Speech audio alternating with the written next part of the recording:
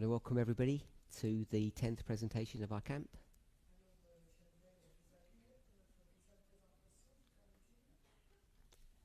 So the remaining 3 presentations are Q&As. It's our hope that the 5th speaker, Aaron, will join us tomorrow.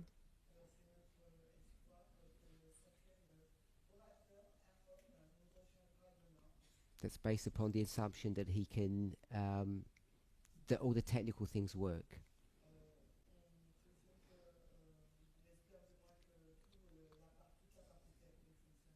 Let's open with a word of prayer.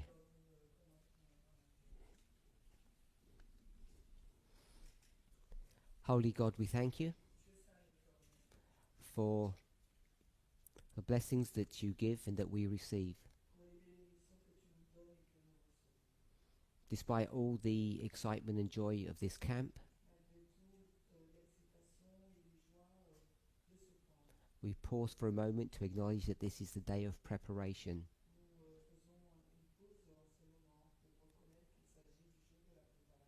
As much as this is the millennium of preparation, please guide and direct us as you lead us into heavenly places. In Jesus' name, Amen. So, I guess I'm going to do a bit of speaking, but it's going to be slightly interactive as well.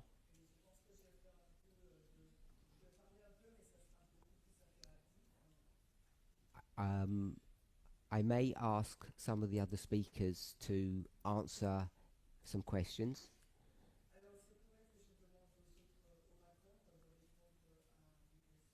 They'll do that from the congregation, not from up front for this class, if they do say something.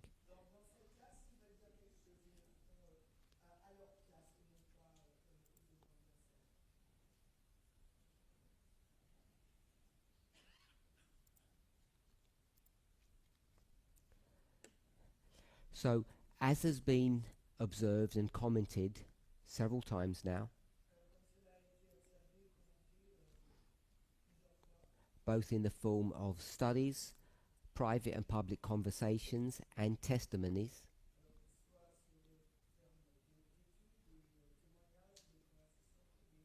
including the 2 testimonies that we had this morning, we have approached the subject of the Sunday law in a very different fashion than the movement has dealt with issues in the past.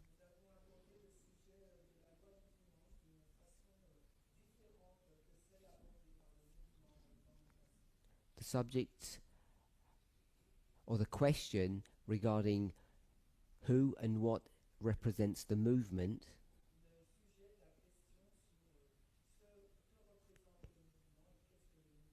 or how movement positions are established,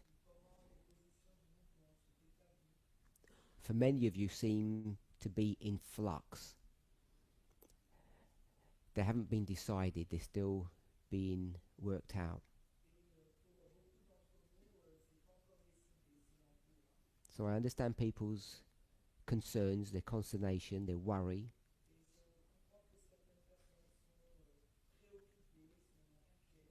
Some of the fears that you have are unfounded.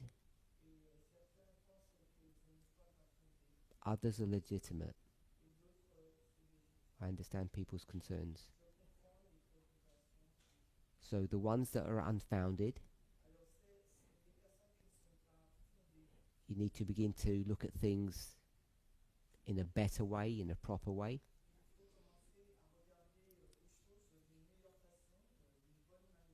The genuine concerns that are being raised, you need to work with us,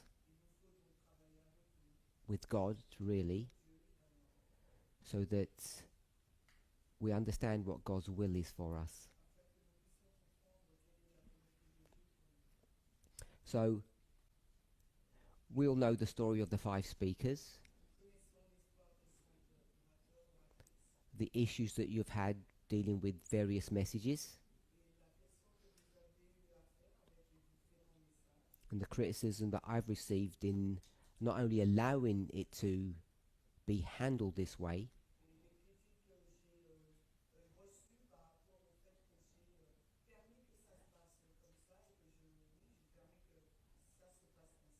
but I think for some people they view it that I've abandoned my responsibilities in some shape or form.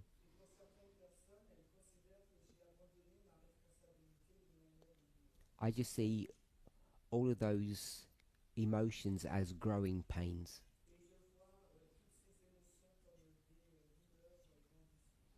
So these speakers, however they were selected,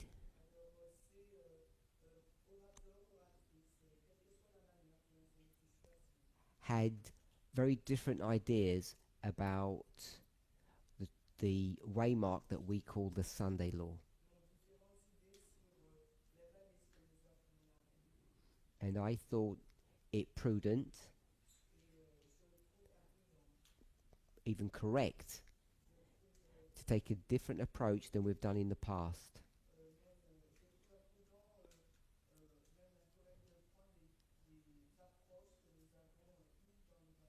Because several points needed to be made. So they were left to teach and preach untrammeled anything that they wanted to.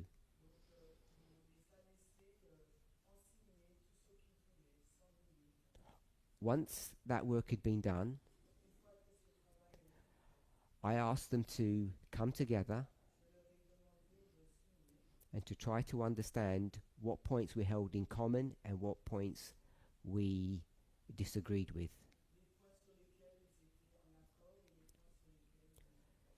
So in order to do that, I asked two questions that you're all familiar with.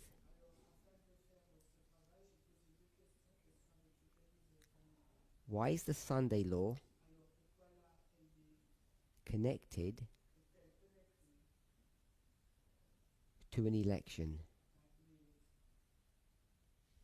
And why this election? That being 2024.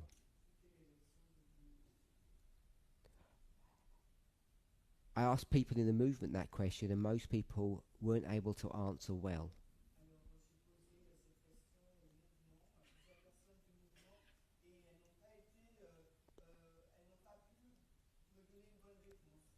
And that concerned me, that most people, in fact every person that I've spoken to in the movement, believes that the Sunday law is connected to this election,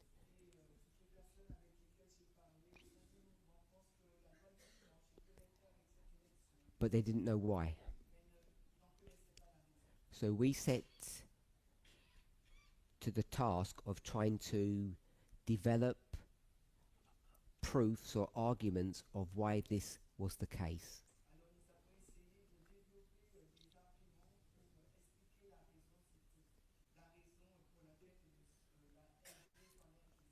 So I'm going to briefly go through those proofs that you've already heard.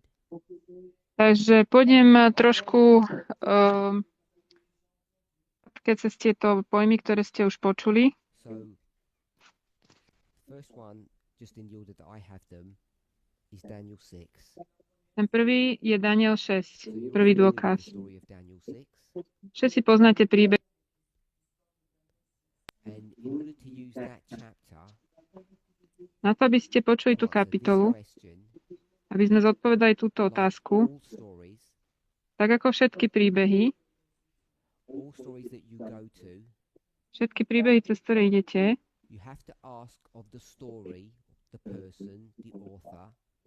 musíte sa pýtať autora toho príbehu pravú otázku.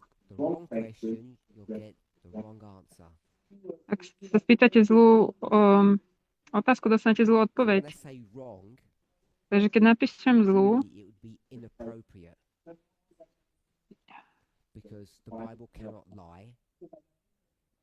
Biblia nemôže klamať.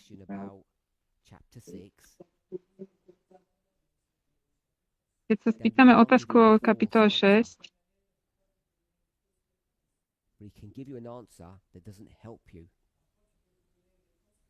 Dá ti to You odpoveď? need to ask Och, the correct question. everybody's hearing me. I hear you. So Yes, I know. I don't know what the to do. reason we would go to chapter 6 is because we would notice that chapter 1, chapter 2, and chapter 3 Takže šli by can be paralleled to Revelation 14. So you can parallel Daniel 1, 2, and 3 with Revelation 14 with the three angels' messages. Elder Terry's already described that. If you're not familiar with that, either go to previous studies or research it yourself. So the way you do that is you look for keywords or links. The word that people have used is hooks. Can I translate now? Find a hook in each story, Daniel and Revelation. Musíme nájsť v každom príbehu nejaký prepojovací článok, aby sme identifikovali, či je to správne. Keď je toto urobené, potom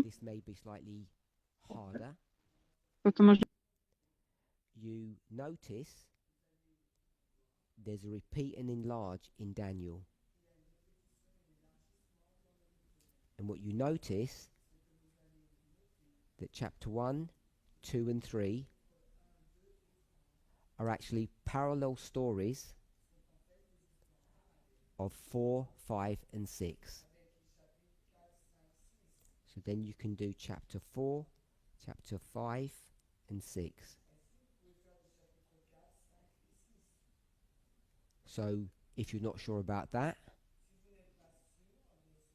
you need to study and make sure that you believe or accept that. Once you've reached that stage, you know that chapter 3 is connected to the third angel's message. The third angel's message is regarding the mark of the beast. Depending on your level of aptitude, your interest, there are many things you can do, many paths that you can take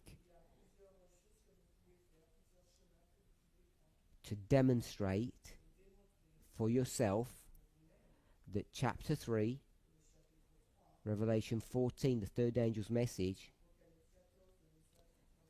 is the Sunday law issue.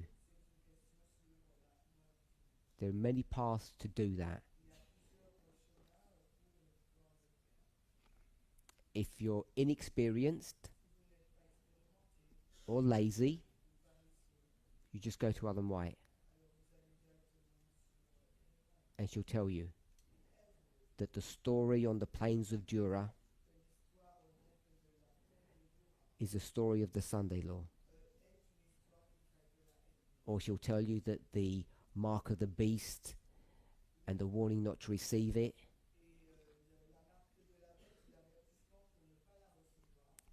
is the Sunday law issue. So once you do that, you now know that chapter 6 is the Sunday law subject. So the question you're going to ask Daniel is chapter 6 anything to do with the Sunday law? And if you didn't ask it like that, Daniel would say what? No. It's got nothing to do with Sunday law. It's not that clear to see unless you ask the right question. So once you've done that, you realize that this is a parable, and parables have many elements, and you have to stay on the path. The path is straight and narrow.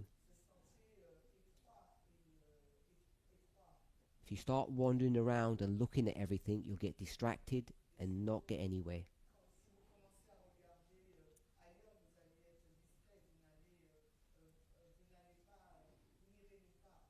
So you start looking at Daniel 6 and you see laws and you see oppression and force. Reminds you of what Ellen White says. There's going to be a law that commands you to do things. So you can imagine that this is a subject of law. And this is the art or the skill to navigate your way through these problems.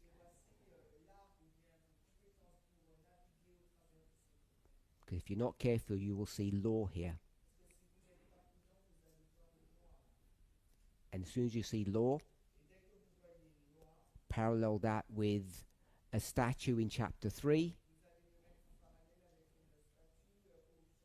You're on Adventist ground and there's a Sunday law coming. So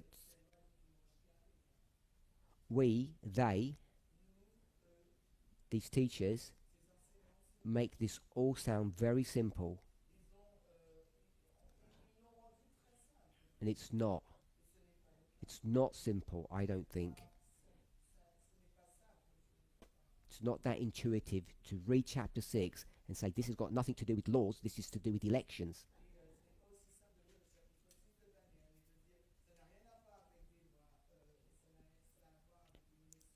So as you read through the chapter,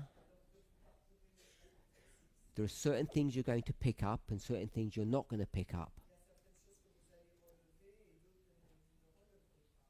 Because when we talk about law as an Adventist, what do we imagine? Legality or illegality? What's the framework that we speak about law as an Adventist?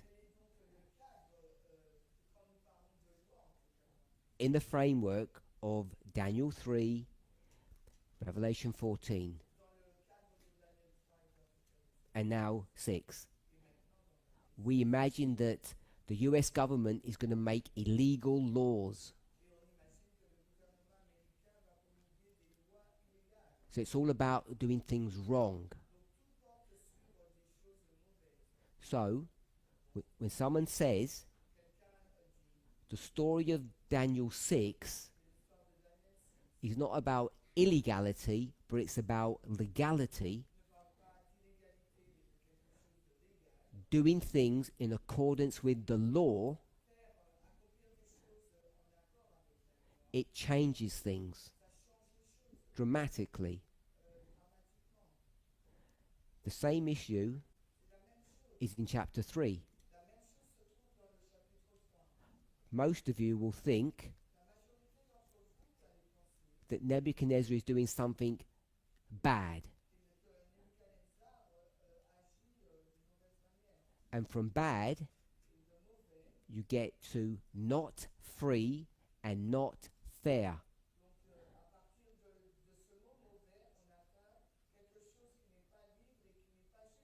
And then you imagine that things are illegal. Until someone says, let's ask a question. Go back 3,000 years. Has what Nebuchadnezzar done, is it legal or illegal? In his context, in his setting. And you're forced to accept the answer that it's legal.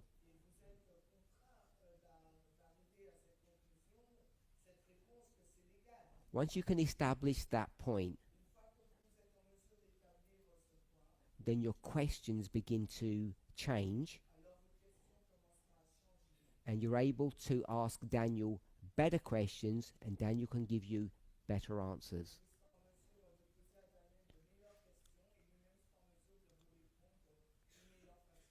So we're not going to spend too much time in all of that.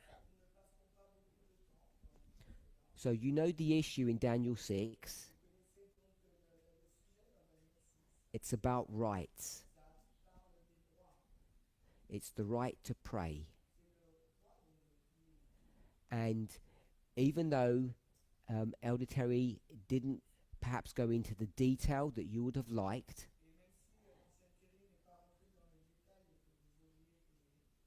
she can demonstrate, as can some others, that this subject of praying, this concept of prayer, not the word itself, can be understood as suffrage. So we have now, we have a context that has been placed in the Sunday law setting. We know that everything is legal. We've seen that in 2 chapters now. We've said that it's about the right to pray, and we're going to argue that this is the right for suffrage. So in the religious context, it's the right to pray. In the political context, it's the right to vote.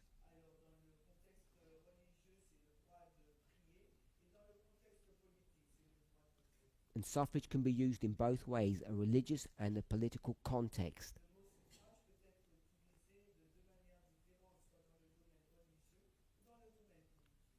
So that's a brief overview.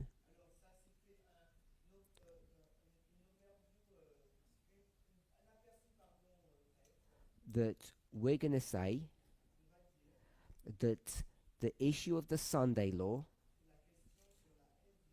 is not about laws. It's about voting, making decisions, if you want, and the legality or the framework in which those decisions are being made. And you can do all of that, same thing, then in Daniel 3. And that changes significantly what Daniel 3 means to you.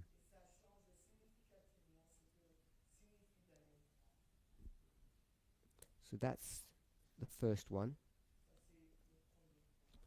Second one was January the 6th, which is a harbinger of things to come. So you heard Eleanor present on that this morning.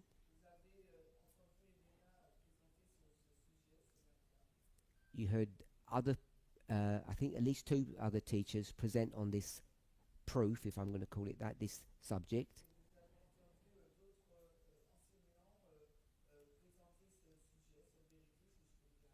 And all of you have some familiarity with 21.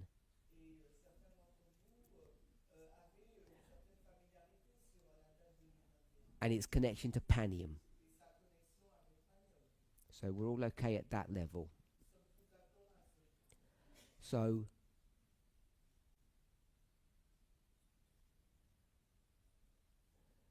if we have Panium,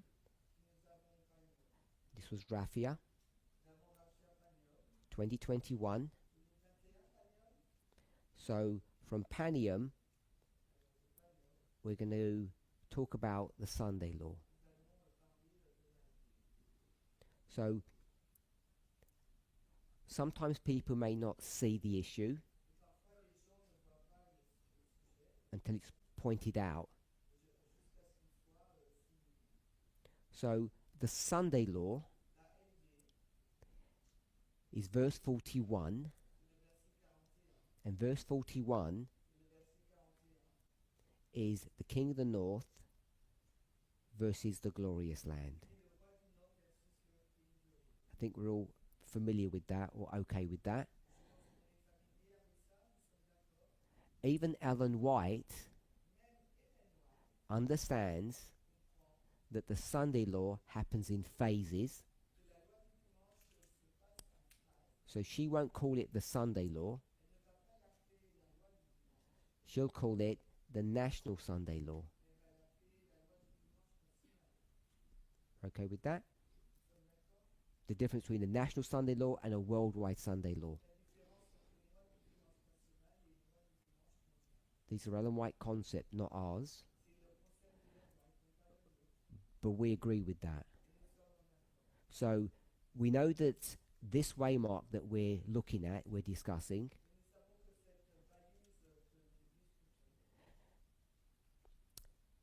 is something that happens in the United States. And in terms of Daniel 11, it's the King of the North entering into the glorious land.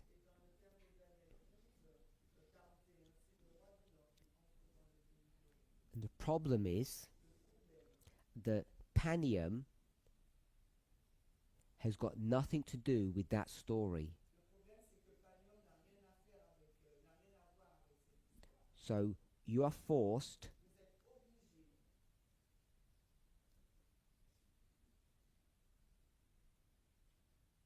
to put a break in this line, because Panium is the story of the King of the North. That's the same. Versus the King of the South. It's an ancient battle between the two parts of Greece. And there's no glorious land in that story. So you can't connect Panium to the Sunday law. So what we do is we'll say that this is, it can come under different names. We'll call this the formalization,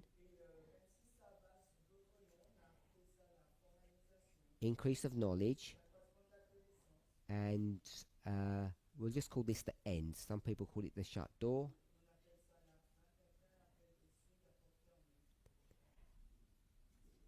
We know that we can borrow from Ellen White. If you don't like Ellen White, who would you ask? Shout out the name if you don't want to ask Ellen White. Of what I'm about to say next. Not Daniel. Someone said? Not Elder Tess. Not John. Not John. Curtis. Good answer. But the wrong one. How much did you pay him for that? You ask Isaiah. And Isaiah's going to tell you what this waymark is. If you ask me, I call it number 2. And that's number 3. And we won't worry about number 1. Because number 2 is going to explain number 3. So, if you ask Ellen White now, she says, what you see here predicts the future. And she uses the word agitation. So, we say that the agitation at Panium points to the Sunday law. But it doesn't really. So, in one of the 3 classes that we're going to have in the Q&As,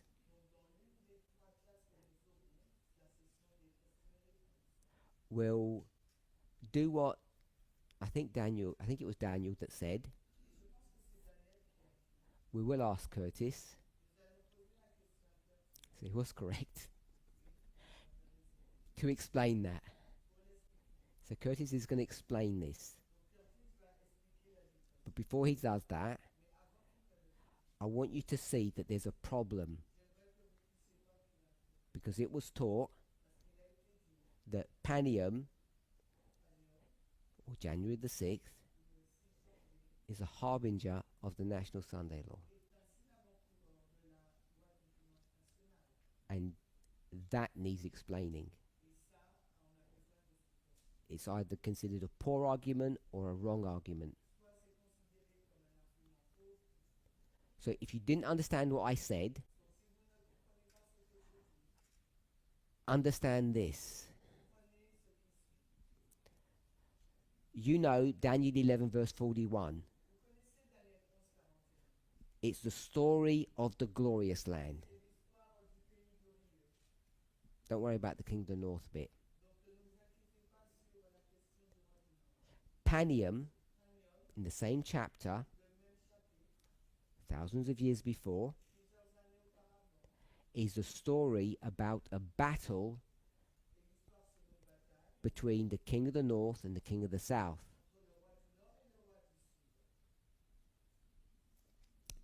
You owe Daniel some money, apparently, Curtis. It's at the back waiting. So, that's all you need to understand. If you don't understand the rest of it. And then, you should be able to see a story between two kingdoms fighting, which have nothing to do with the glorious land, cannot predict the future about the glorious land. Can't predict the glorious land's future. Unless you have a really good model, which is possible in theory, the only way you're going to predict the future of the glorious land is by having a story at number 2 that's about the glorious land. And it just so happens that January the 6th is a story about that.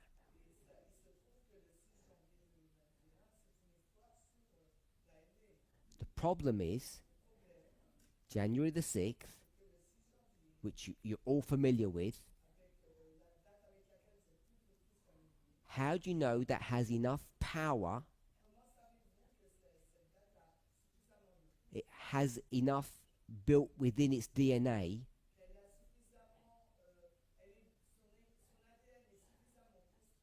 to have predictive qualities. Because predictive qualities are prophetic issues.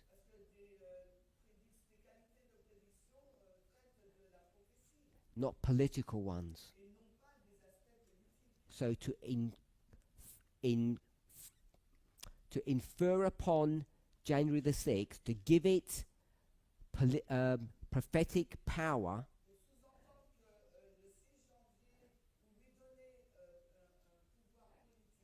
that historical event has to be turned into what? Into a waymark. If you can't turn it into a waymark, it doesn't do anything for you.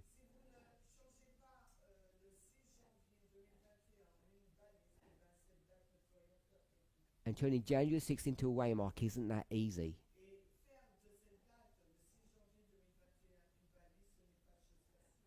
I suspect it's harder than you think. And the problem is, we all think it's obvious. Because we're so biased in our views of what we think is going to go on or what we expect.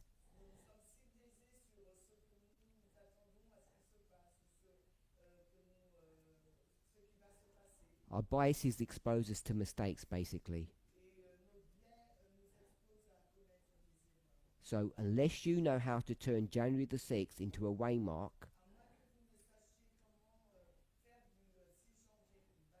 can't be used. And the thing is, happens in 2021. We were already told that Panium was in 2021. So it seems so seductively simple to make it Panium.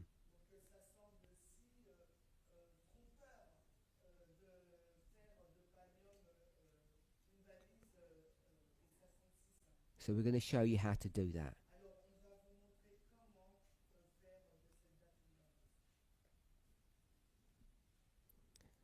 So the next one,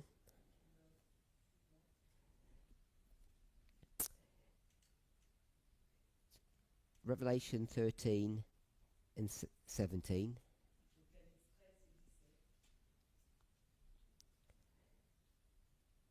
We'll call it the rise and fall of nations.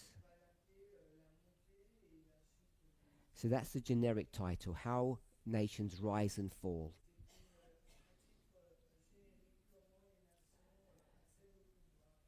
So this is a bigger subject than was shared this week.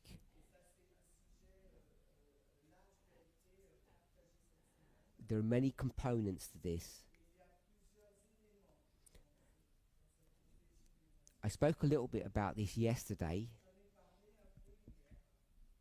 when I was asked, I can't remember what question I was asked.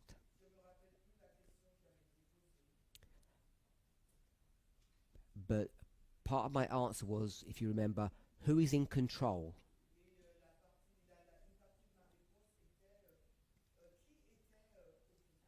Who determines 7 kingdoms? So, those 7 kingdoms, I'm saying, are being controlled and directed by Satan to reach perfection, to accomplish the destruction of God's kingdom, the overtaking of that. So we know that those 7 kingdoms are all in the statue. They are the statue, if you like.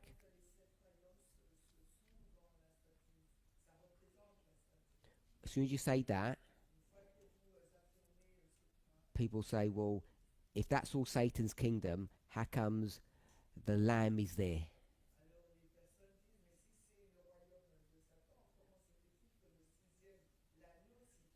We haven't addressed that question, but it's something that needs to be answered. Because that lamb-like beast isn't in the mountain, and it is not the mountain.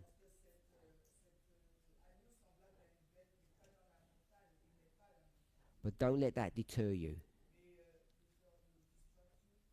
worry you, distract you. What you want to understand is that the reason nations fall and then are replaced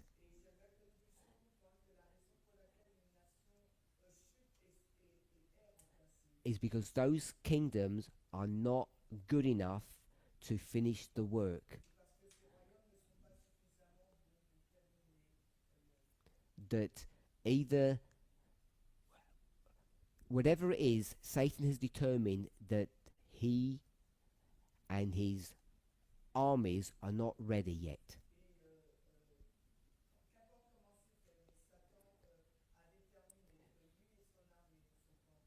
So think about this as refinement. And remember that everybody is a free moral agent with will.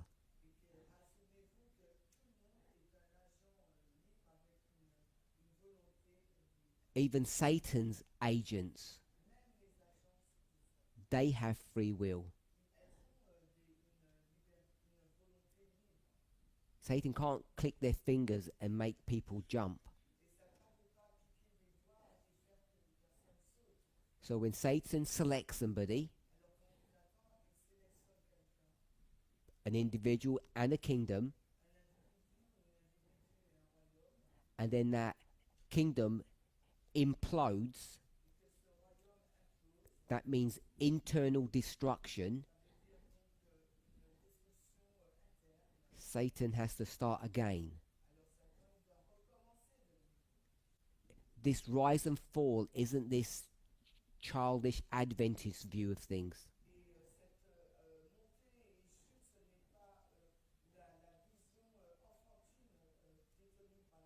So you need to understand this proof in those terms. It's far more sophisticated, and you have to realign the purpose of this.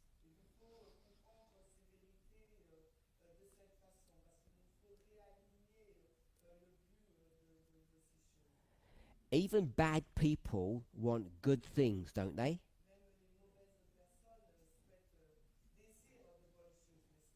They want the best of life, not the worst. So if you start asking people how things should operate,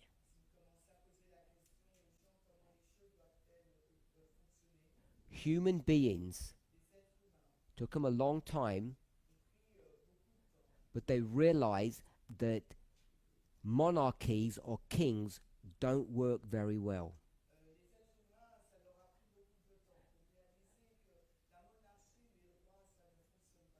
They wanted different types of government.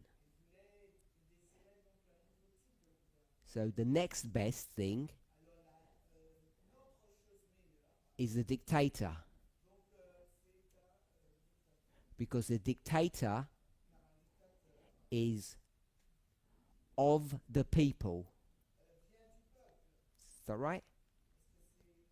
Dictators come from the people. So that's a real progressive step to be a dictator compared to a king.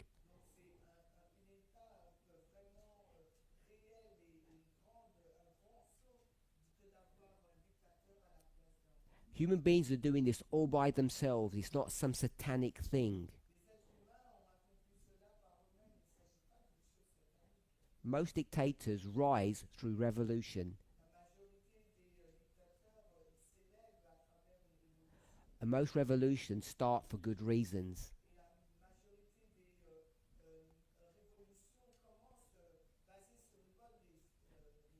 Then humans work out. Dictators aren't actually that different to kings. So then you have different forms of, we'll call, social cultures. Communism, many good points, and whatever you're going to call on the West. It's the bad term, but I'm just going to call it capitalism. So you have different forms of social solutions to kings and dictators.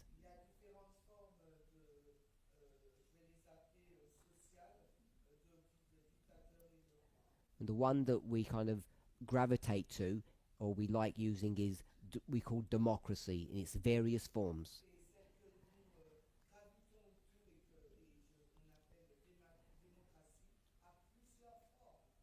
So when I said dictator, I said of the people. You can also argue that they're by the people.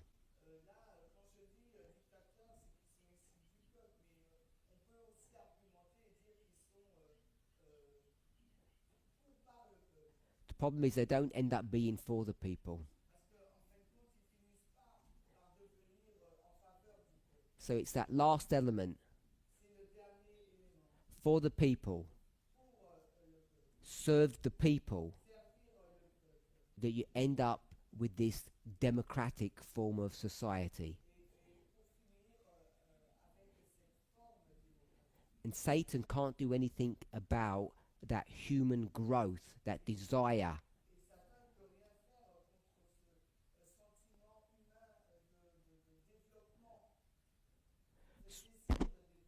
So we've got these nations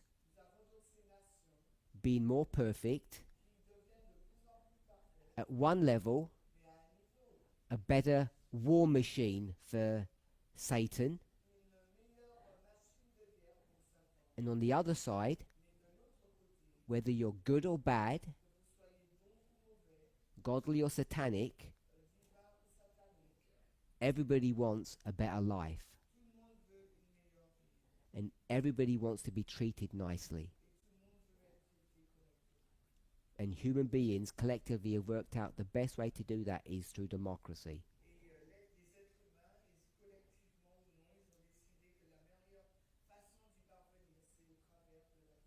If you can accept all of that, then you can understand why God will accept working with a king, which is wrong. God is willing to work with a dictator,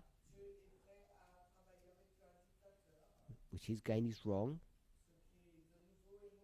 And God's willing to work with a democratic government. Whatever human beings create, God will work with them.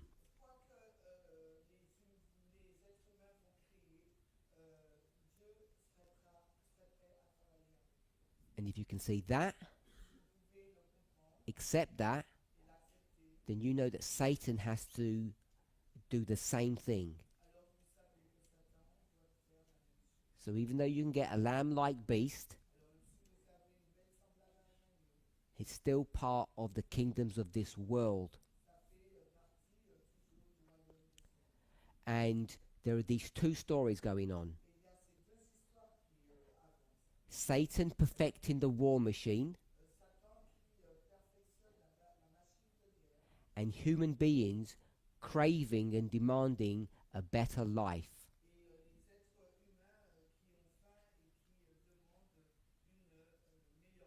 A more equitable life. Those two things may or may not be in tension, but both kings, God and Satan, have to accept that and deal with it. So if we're okay with that, then what we want to do, if we want to identify what's going to happen at the end of the world, we do that through parabology. Revelation 17 gives us a lot of information,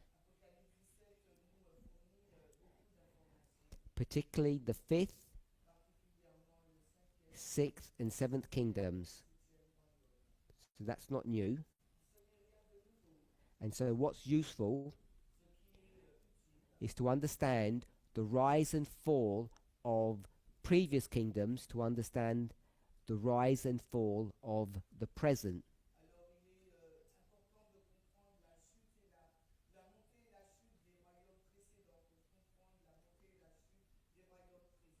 So one of the presenters quoted,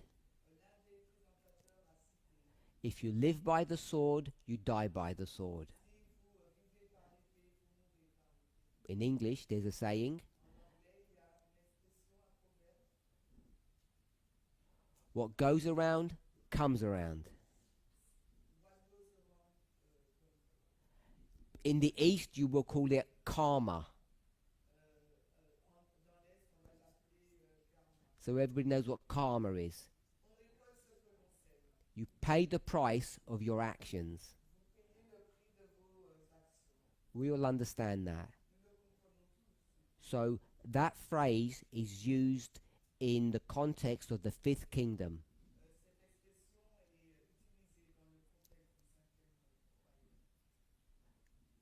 Desolation, death, shall be poured upon the desolator.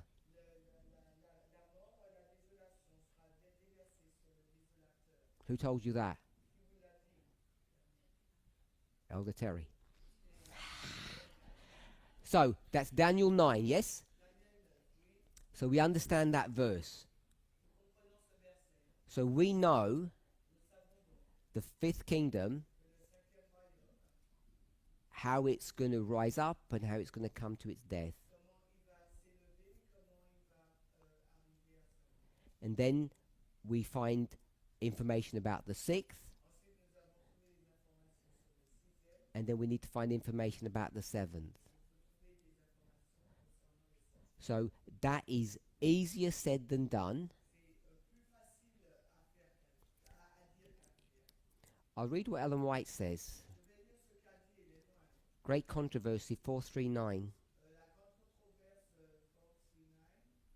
paragraph 3. At this point, another symbol is introduced.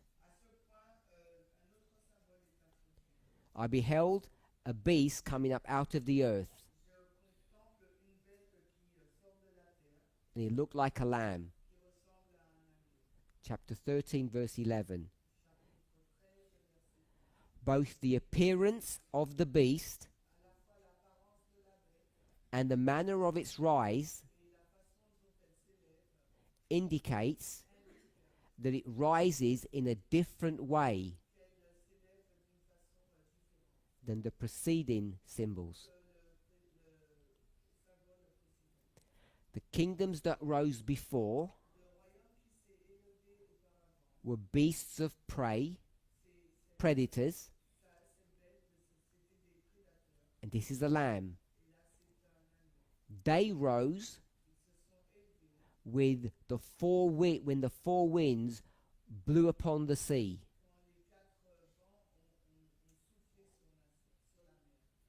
In Europe, basically.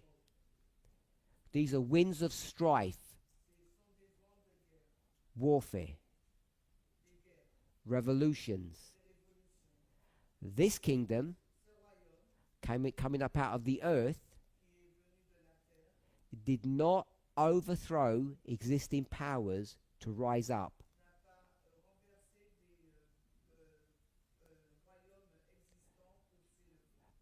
We can read, it says it grew up peacefully. So this is Ellen White's version. If you don't ask the right questions, you won't get the right answer. Because someone's going to say, I thought the United States rose up with some huge revolution killing lots of English people.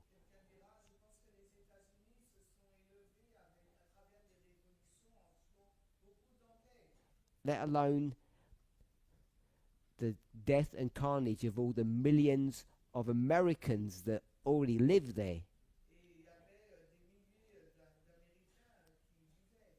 And the Mexicans. And the Canadians. And the French. It's carnage. And the Spanish.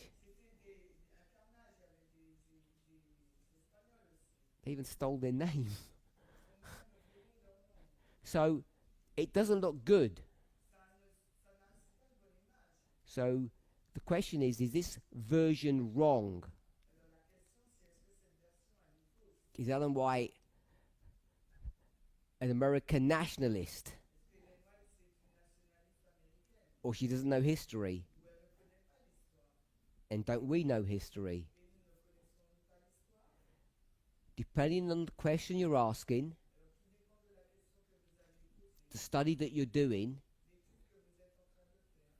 both answers can be equally valid.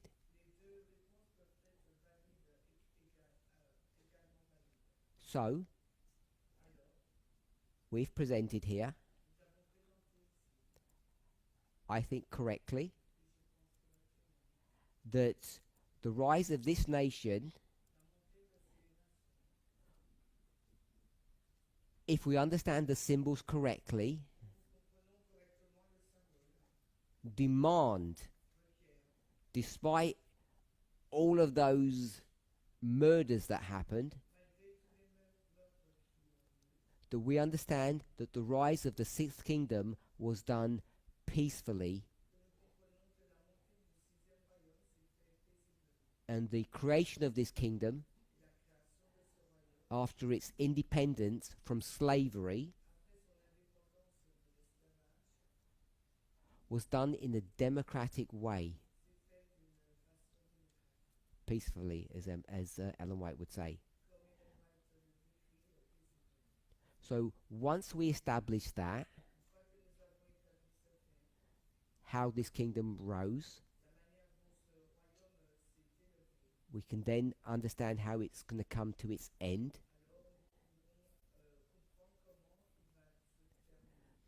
And if we were to break some rules,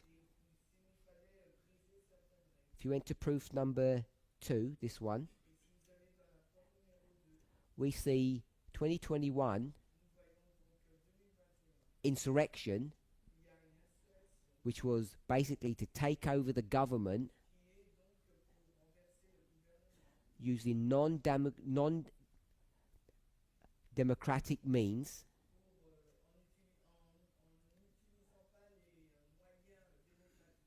failed.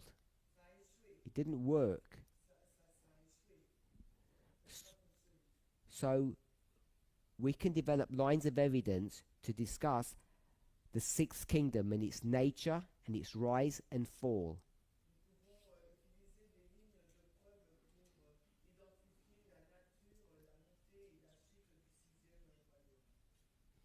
And therefore, it will tell you how the seventh comes to its rise.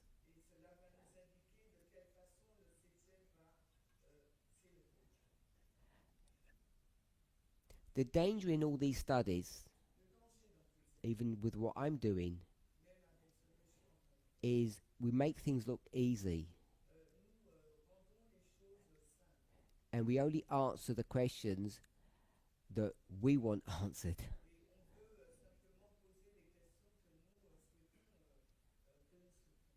So your work, it's always been your work,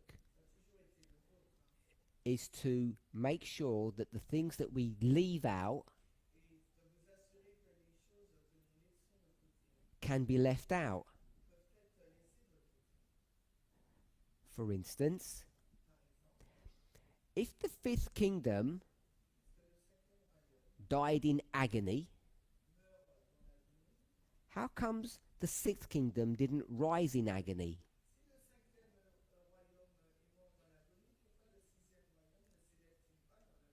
Because we've argued, if the sixth dies peacefully,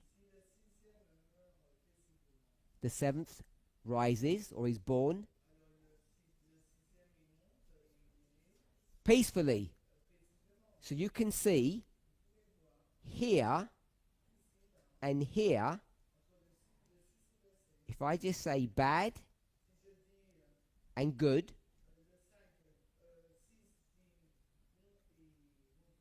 bad and good, I'm going to put good and good. Bad death, good birth. There is such a thing as a good death. Is. The sixth has a good death. And the seventh has a good birth. It doesn't work. This death and birth happen where? In the same place. This death and this birth happen where? In different places. That's why you can do that. The birth of the sixth kingdom happens somewhere else. And so it's legitimate to have that difference.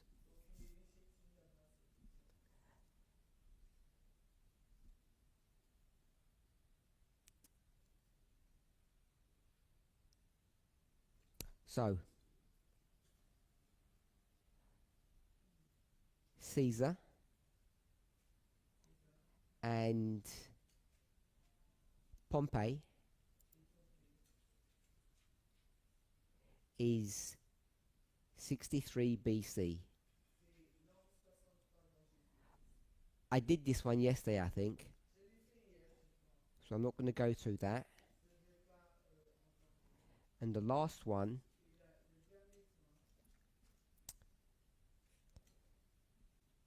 is the fight between the king of the north and the king of the south. And this is the story of Quintus Fabius Maximum Gurgis.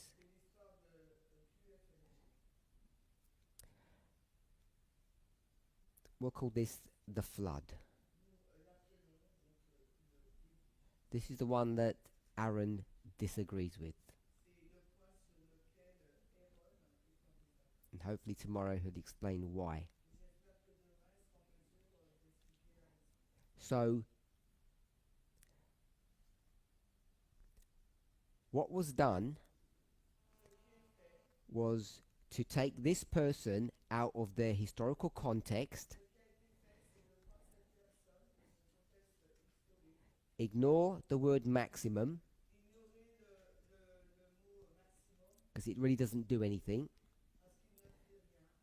and take those three names and separate them, and only look at the two. Fabius Gurgis. And then run through all of that as I did yesterday, because we can see this is the flood, and we can see that this is vote 538 Sunday law. So there are some issues with this, disagreements, especially when we talk about Quintus, number 5, 5th month, which is for us the 7th month, and you can work out all the intricacies of that and get to July. Some people find that illegal, and the other issue that people have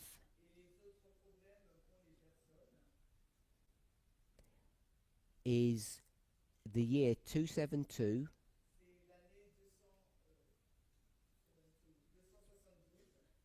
or sorry, yep, I thought that's looking wrong. 272 or 273.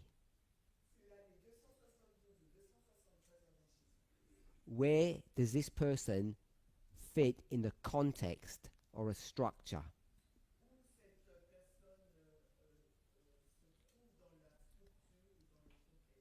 So there are many questions about this person and their influence on our Sunday law message.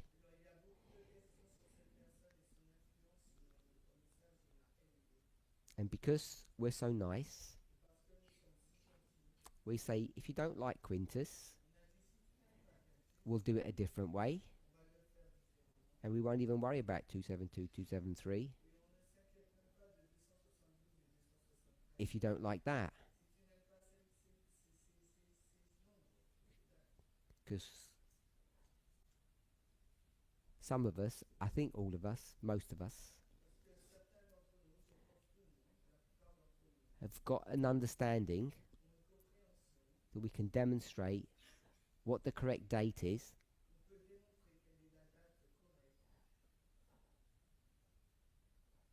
without using all of these things that people are objecting to.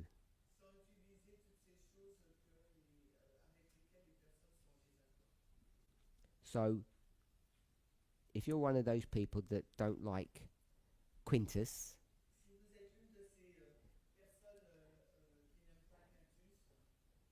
we'll try to answer those questions.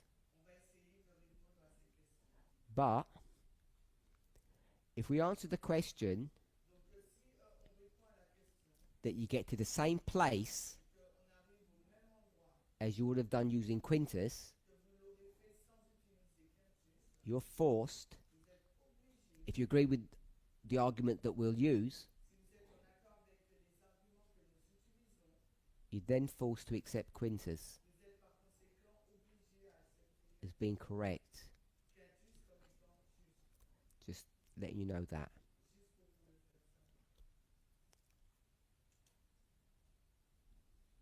And that's it. I've run out of time.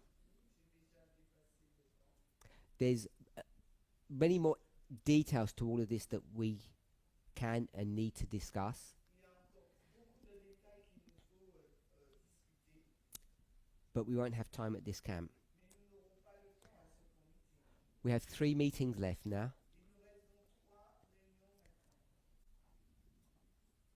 Out of those 3 meetings, Aaron's going to take a section. Curtis is going to take a section. And so we'll have 2 and a bit of classes left. I've got several questions.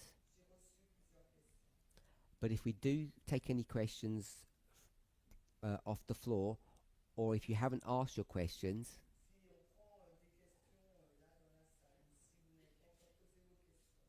ask questions that are really going to make a difference for you. They're going to help you to accept or reject certain pieces of truth.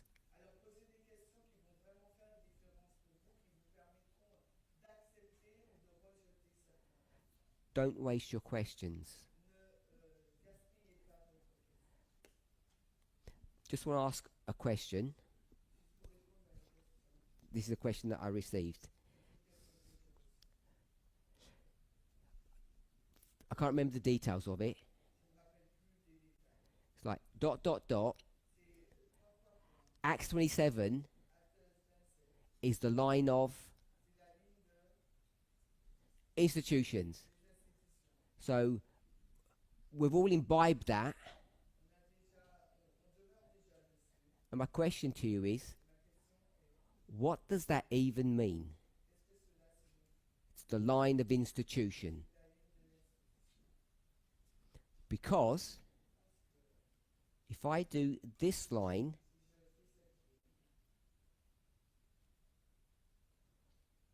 what is this the line of?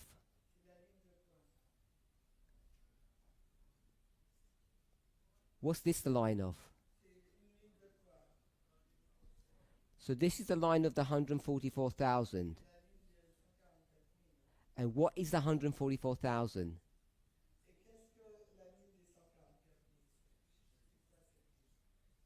Is it an institution?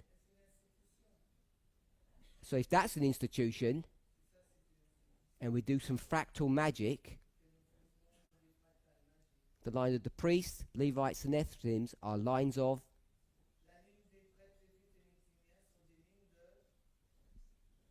institutions. So don't ask redundant questions. Ask good ones.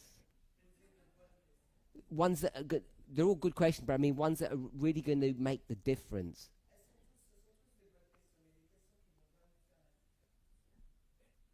It just shows you how easy it is to have these funny ideas.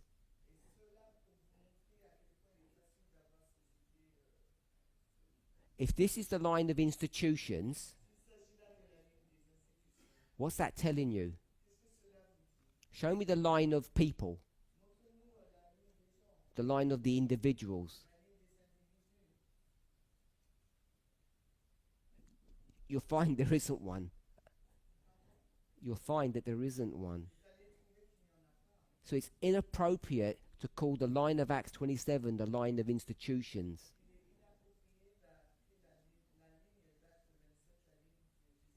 It's like a tautology. It's a redundant statement.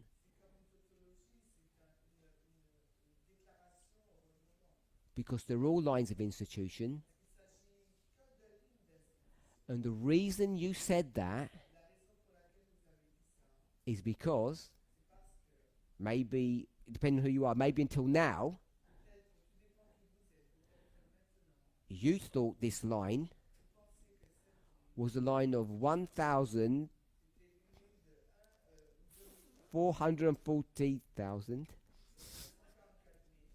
1.4 million, I think,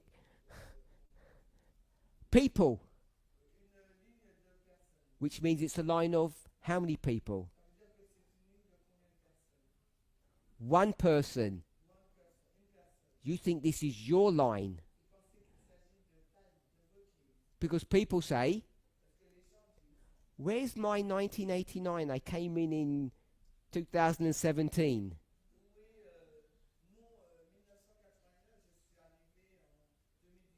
You ever heard that question? That person thinks this is the line of the individual. And there's never been a line of an individual, I don't believe. Except some theoretical one. And if that's true, you need to completely reimagine how salvation works.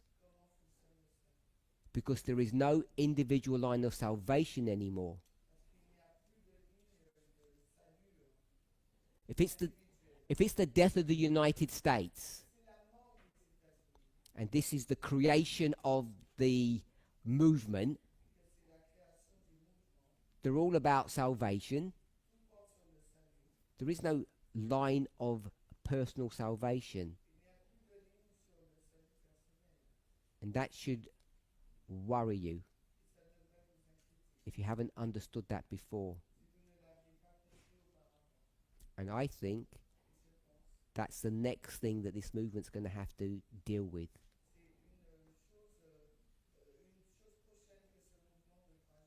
That we will be dealing with, is being dealt with now. So book your place for next year. Let's pray.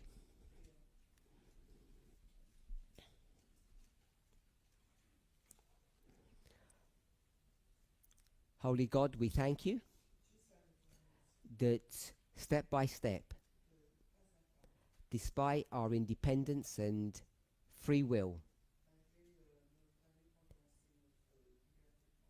you are going to save a movement.